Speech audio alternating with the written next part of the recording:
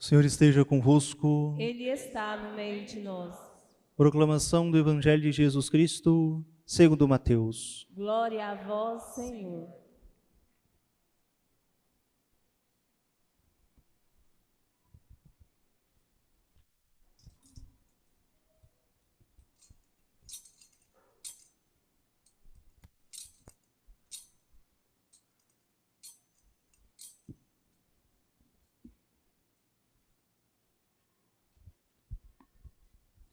Naquele tempo, disse Jesus a seus discípulos: Não penseis que vim abolir a lei e os profetas.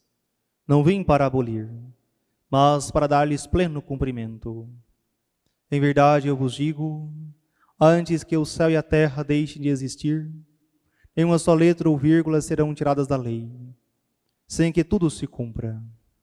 Portanto, quem desobedecer a um só desses mandamentos, por menor que seja, e ensinar os outros a fazerem o mesmo, será considerado o menor no reino dos céus. Porém, quem os praticar e ensinar, será considerado grande no reino dos céus. Porque eu vos digo, se a vossa justiça não for maior que a justiça dos mestres da lei e dos fariseus, vós não entrareis no reino dos céus. Vós ouvistes o que foi dito aos antigos: não matarás. Quem matar será condenado pelo tribunal. Eu, porém, vos digo, todo aquele que se encoleriza com seu irmão será réu em juízo. Quem disser ao seu irmão, patife, será condenado pelo tribunal. Quem chamar o irmão de tolo será condenado ao fogo do inferno. Portanto, quando estiveres levando a tua oferta para o altar, e ali te lembrares de que teu irmão tem alguma coisa contra ti, deixa a tua oferta ali diante do altar, e vai primeiro reconciliar-te com teu irmão. Só então vai apresentar a tua oferta.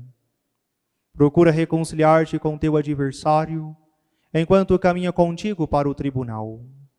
Senão o adversário te entregará ao juiz.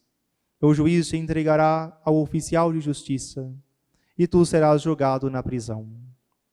Em verdade eu te digo, dali não sairás, enquanto não pagares o último centavo. Ouvistes o que foi dito: não cometerás adultério. Eu, porém, vos digo, todo aquele que olhar para uma mulher com desejo de possuí-la, já cometeu adultério com ela no seu coração.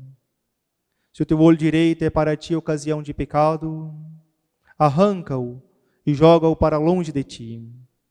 De fato, é melhor perder um de teus membros do que todo o teu corpo ser jogado no inferno. Se a tua mão direita é para ti ocasião de pecado, corta-a e joga-a para longe de ti. De fato, é melhor perder um dos teus membros do que todo o teu corpo ir para o inferno. Foi dito também: quem se divorciar de sua mulher, dê-lhe uma certidão de divórcio. Eu, porém, vos digo, todo aquele que se divorcia de sua mulher, a não ser por motivo de união irregular, faz com que ela se torne adúltera. E quem se casa com a mulher divorciada, comete adultério. Vós ouvistes também o que foi dito aos antigos: não jurarás falso, mas cumprirás os teus juramentos feitos ao Senhor. Eu, porém, vos digo, não jureis de modo algum, nem pelo céu, porque é o trono de Deus, nem pela terra, porque é o suporte onde apoia os seus pés, nem por Jerusalém, porque é a cidade do grande rei. Não jures tampouco pela tua cabeça, porque tu não podes tornar branco ou preto um só fio de cabelo. Seja o vosso sim, sim, e o vosso não, não. Tudo que for além disso vem do maligno. Palavra da salvação. Glória a vós, Senhor.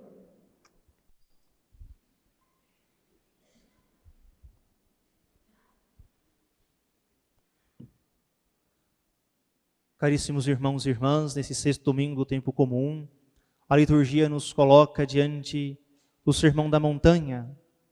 Nós sabemos que Jesus dedicou grandes sermões para formar o povo. Por isso, nessa segunda parte, nós percebemos Jesus que diz sobre o amor ao próximo, as orientações práticas para a nossa vida. Mas antes disso, recordemos que Jesus disse: eu não vim para abolir a lei, mas para dar-lhe pleno cumprimento. Sabemos perfeitamente que Jesus está dizendo sobre os 10 mandamentos, aqueles 10 mandamentos dados por Deus a Moisés no Monte Sinai. A igreja sempre compreendeu e Jesus nos resumiu em 2 grandes blocos: o amor a Deus e o amor ao próximo. Os mandamentos ligados ao amor a Deus: amar a Deus por todas as coisas, não tomar seu santo nome em vão, guardar domingos e festas, está ligado a esse bloco da nossa piedade, a nossa reverência para com Deus.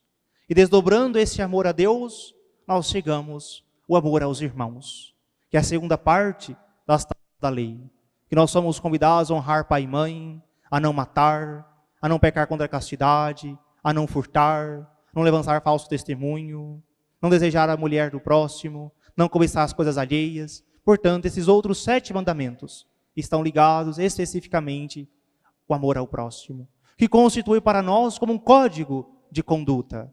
Baseamos a nossa moral judaico-cristã nesses mandamentos. Portanto, formamos toda uma civilização a partir desses mandamentos. Por isso, nós católicos precisamos ter gravados em nossos corações os 10 mandamentos, para que nós, inicialmente, possamos segui-los perfeitamente. Ou seja, não pecar é não cometer os 10 pecados que estão impressos ali na lei do Senhor. Mas é o início de uma amizade com Deus. E precisamos ir pouco a pouco extraindo daí mais elementos para que a nossa conduta seja de acordo com a vontade do Senhor. Nós ouvimos na primeira leitura sobre as escolhas. A nossa vida é feita de escolhas. Se escolhemos o caminho de Deus, temos as bênçãos, as promessas de viver a vida feliz que o Senhor nos propõe. Mas se escolhemos nos afastar de Deus, temos também as consequências do pecado. E a primeira delas é voltarmos as costas para Deus. Todas as vezes que nós, de modo pessoal, voltamos as costas para Deus, não cumprindo a sua vontade, nós sempre fracassamos. E se nós observarmos de modo mais profundo, nos últimos 300 anos, em que nós percebemos claramente em que a sociedade ocidental, ela foi se afastando de Deus, se afastando da igreja, querendo uma autonomia, nós acompanhamos atrocidades em cima de atrocidades. Ou seja, esse voltar as costas para Deus só criou destruição, caos e guerras. Nós conhecemos perfeitamente os efeitos do pecado. Por isso, qual é o objetivo nosso em nossos tempos? Voltarmos de novo o coração à voz de Deus e aos ensinamentos da igreja. Por isso, nós católicos somos chamados a nadar contra a corrente, a fazer tudo aquilo que é contrário ao mundo, mas que é de acordo com a vontade de Deus. Sabemos que a palavra de Deus ela é eterna. Em todos os tempos e lugares, ela é capaz de orientar a vida e a conduta das pessoas. Não é uma moral datada para um século, para uma era, mas ela perdura em todos os tempos e lugares. Por isso que nós possamos ter a certeza, se nós formos viver perfeitamente a nossa fé, nós seremos motivo de escândalo, de zombarias, seremos nós achincalhados o tempo todo, mas é isso que nos garantirá a plena felicidade, porque estaremos cumprindo a vontade de Deus. Por isso o Senhor nos exorta de modo ainda mais profundo. Há 2 coisas que precisamos dominar em nós: a irascibilidade, ou seja, não ter uma vida conduzida pela ira, e segundo, que nós não tenhamos a vida pautada pela concupiscência. A concupiscência é essa inclinação ao mal, essa inclinação de querer fazer o mal e encontrar meios para realizá-los. E a concupiscência da carne, que é de modo especial aquilo que Jesus diz no Santo Evangelho. Não cometerás adultério, não é somente o ato em si, mas o Senhor diz ainda mais profundamente: se desejar no seu coração a mulher do próximo, você já cometeu adultério com ela. Ou seja, Jesus está nos ensinando a repelir os desejos mais baixos, os desejos, os impulsos carnais. Precisamos ser fortes o suficientes para não sermos dominados por nossos impulsos cegos do desejo. Mas nós sejamos virtuosos o suficientes para dizer: eu preciso ordenar o meu coração, ordenar o meu amor. Isso é muito importante, pois no mundo tão sexualizado, erotizado, parece que isso se torna quase que impossível. Mas para nós, isso se torna um caminho eficaz de amizade com Deus. Jesus está dizendo, sobretudo aos casais, às famílias, para que elas possam viver algo que é próprio do matrimônio: a unidade, e a indissolubilidade e a fidelidade. E possam ser fiéis um ao outro por toda a vida. E a fidelidade passa pela pureza do coração. Passa por você observar os seus sentimentos, seus pensamentos e imaginações. Ser fiel não exteriormente apenas, também interiormente. Manter essa fidelidade. De onde aprendemos a fidelidade matrimonial? Do próprio Senhor. Vai dizer São Paulo: assim como Cristo se entregou pela sua igreja, assim também o esposo deve amar e se entregar pela sua esposa. Entregar até a última gota de sangue. Ser fiel é se sacrificar, renunciar e dizer: ainda que o meu coração, marcado por pecados, ainda que o meu coração tenha lutas, desejos contrários à vontade de Deus, mas eu quero ser fiel até o fim. Não terei olhar para outra mulher, não terei olhar para outro homem. Quero manter intacta a minha fidelidade. Uma luta constante para cada casal. Isso passa pela firmeza de caráter de vocês. Pensemos em exemplos simples do nosso cotidiano, para que essa firmeza de caráter e essa fidelidade possa manter-se firme ao longo de todos os anos de matrimônio. Não ter espaço em seu telefone, em suas redes sociais, para curtir fotos de mulheres desnudas, de homens desnudos. Não ter espaço para conversas no direct. Não ter espaço na sua vida para ficar ao longo do dia mandando vídeos indecentes para as pessoas. Ou se receber, ter a firmeza suficiente para dizer: isso não faz parte da minha conduta, não me mande tal coisa. O que acontece muitas vezes é que nós recebemos, mandamos carinha de felicidade, comentamos alguma coisa, com a desculpa que o diabo nos convenceu. Ah, padre, eu preciso responder alguma coisa, porque senão a pessoa vai pensar que eu sou ignorante. Em relação à nossa moral, precisamos ser sistemáticos o suficientes para renunciar. Para dizer: isso não faz parte da minha conduta. Não me mande tais coisas. Mas se você fica com esse respeito humano, com medo de ficar indisposto com este e com aquele, você se torna indisposto com Deus, portanto condenado ao fogo do inferno. Cuide do modo como você usa o seu telefone, o modo como você organiza as suas redes sociais. Seja firme o suficiente para não ter espaço. Porque qual é o grande pecado nisso? Você ficar ao longo do dia imaginando, pensando naquilo o tempo todo, que leva a outros vícios ainda maiores, tipo a pornografia, que muitas vezes invade a vida matrimonial. Porque isso é um amor de concupiscência. Você querer usar o outro a seu bel prazer, como se fosse um objeto. E o chamado aos casais não é um amor de concupiscência, mas um amor de benevolência, de querer o bem do outro. A felicidade do esposo está em ver o bem da sua esposa. E vice-versa também é verdadeiro. Portanto, não usemos o matrimônio para o pecado, mas usemos para a santidade. A mesma coisa diz respeito às nossas conversas. Quantas vezes colocamos em risco a fidelidade matrimonial com certas liberdades, certas conversas de duplo sentido, conversas que dão a entender algo a mais. Cuide para que isso não aconteça no seu matrimônio. Quão importante é uma linguagem clara, objetiva, sem duplo sentido, sem uma linguagem erotizada. As músicas, a mesma coisa. As danças, o modo como se veste, a modéstia. Nós falamos de modéstia, de pureza, não somente na igreja. Estar bem vestido, com a compostura correta, não somente para vir à igreja, mas em todos os ambientes, trabalho, escola, festas, em todos os lugares, nós somos chamados a viver a modéstia. Pois muitas vezes é uma reclamação das pessoas.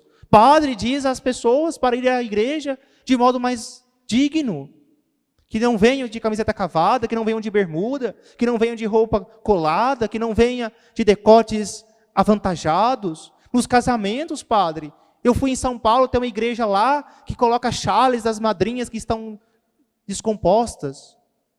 Claro que não. O dever do padre não é fazer isso, é formar as consciências, para que você compreenda que você é filho de Deus. Seu corpo é templo do Espírito Santo. Você não foi feito para imoralidades, mas que em todos os lugares você se vista bem, de modo digno, não somente na igreja. O que adianta eu te tampar na igreja, se lá fora você vive de modo desnudo, quase? Compra o pano e usa somente o retalho?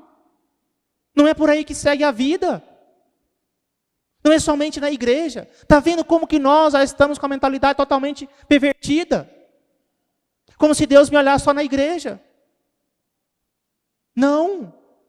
Deus é onipotente, onipresente, onde quer que eu esteja, Ele está me vendo. Critério básico, se uso esta roupa ou não, se eu me encontrasse pessoalmente com Jesus, eu me sentiria à vontade de estar com esta roupa? Se não, eu não vou usar. A pessoa não está bem. Ela fica o tempo todo ajeitando, puxando, repuxando. Ela não está bem. Mas ainda insiste em estar daquele modo.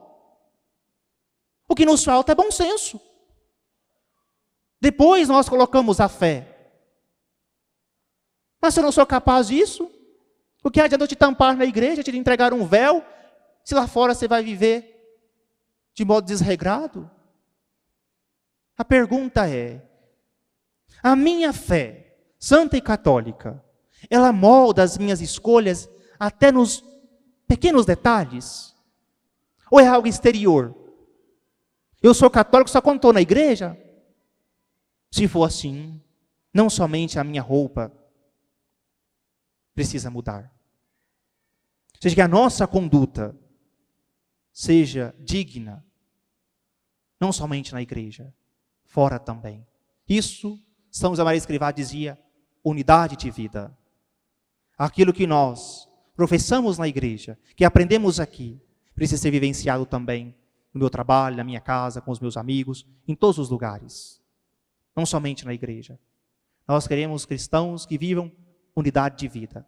Palavra e ação estejam concordes uma coisa com a outra. Portanto, cuidemos do modo como nós conversamos, o modo como nós vestimos e o modo também como nós pensamos e imaginamos as coisas. Santa Teresa d'Ávila dizia que a imaginação era louca da casa, portanto precisava manter-se presa. E muitas vezes os pecados internos, eles vão longe. Eu vou imaginando e pensando, portanto eu traí quando fiquei imaginando e pensando naquela pessoa, se ela me desse moral, se eu tivesse o telefone dela, nossa, se nós nos encontrássemos em tal lugar, nossa, ou seja, isso é adultério. Portanto, retifique suas ações, procure uma boa confissão, para que você possa manter-se na fidelidade. O mesmo vale também para os jovens namorados. A castidade continua sendo uma virtude que deve ser cultivada por todos vocês. A proposta de um namoro santo ainda é o que a igreja ensina a todos os jovens namorados. E vocês entendam que o sexo, ele existe no matrimônio. Tem um valor unitivo e procriativo. Não é diversão. Se você entende isso, você não se entregará aos prazeres da carne. Não usará de métodos contraceptivos, que muitos casais também pensam que a vida matrimonial está liberado tudo e, portanto, DIU anticoncepcional se torna como que algo comum. Não. Abertura à vida. Vocês possam compreender que o sexo tem uma função na vida matrimonial, para gerar vida, gerar filhos. Não é para diversão. Portanto, não é uso de anticoncepcionais. Não é por aí que passa a vida matrimonial. Portanto, que vocês possam corrigir as suas ações e, sobretudo, compreender. A igreja nos exige porque nos ama e quer nos colocar no caminho de salvação. Portanto, não tenhamos nós um amor de concupiscência, querendo usar a outra pessoa ao meu prazer, mas que eu tenha um amor de benevolência, um amor que quer o bem do outro e se empenha e luta para que o outro, de fato, possa corresponder à sua vocação de filho e filha de Deus. E concluímos Jesus nos dizendo que nós também precisamos aprender a dominar em nós a ira, esses impulsos, acessos e ataques de ira que muitas vezes nos faz desejar o mal a outra pessoa. Quando somos contrariados com alguma coisa, quando alguém nos irrita, nós parece que queremos que o outro quase que tenha um caminhão que passa na sua cabeça, que o destrua, que ele morra. Ou seja, cuidemos para que nós possamos aprender a amar como o Senhor nos ama. Pacientemente o Senhor espera de nós a conversão. Ele espera de nós sempre passos no caminho da santidade. Se Ele é tão paciente conosco, por que nós somos tão impacientes uns com os outros? Nos aprender a ser misericordiosos, como o Senhor é misericordioso conosco. E nós possamos aprender nesse tempo quaresmal a viver a paciência, com a virtude que nasce do amor. Quanto mais eu amo a Deus, mais eu quero amar as pessoas à minha volta. Mas eu irei ser paciente, compreendendo com empatia, onde dói o seu calo, onde precisa agir com bondade. E nós possamos cultivar isso ao longo da nossa vida. A paciência para com todos. A paciência que é a capacidade de autodomínio, a temperança. Sejamos nós senhores de nós mesmos. Muitas vezes é mais fácil amansar um burro bravo do que colocar freio aos nossos impulsos. Mas esse é o objetivo da nossa vida. Ao longo de toda a nossa existência, estamos aqui para nos educar. Estamos aqui para orientar o nosso coração para amar mais perfeitamente a Deus. Não desista de lutar com você mesmo, para que você tenha, de fato, a capacidade de ser senhor de si mesmo e não alguém inconstante, de acordo com os seus impulsos, seus sentimentos. Porque muitas vezes tornamos-nos pessoas inconstantes. Se estamos felizes, alegres, sorrimos para todo mundo.